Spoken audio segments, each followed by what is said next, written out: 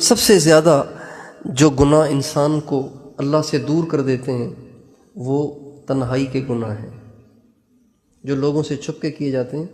ان گناہوں کی وجہ سے انسان سب سے زیادہ اللہ سے دور ہوتا ہے۔ کیوں؟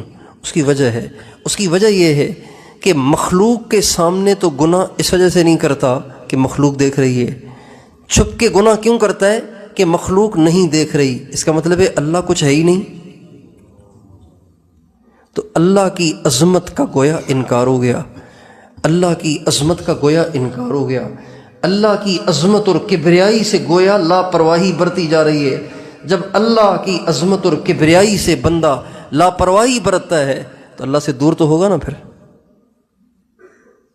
اس لیے حضرت لقمان حکیم اپنے بیٹے کو وصیت فرماتے ہیں، بیٹا اگر گناہ کرنا ہو نا تو ایسی جگہ ڈھونڈنا جہاں اللہ نہ دیکھے۔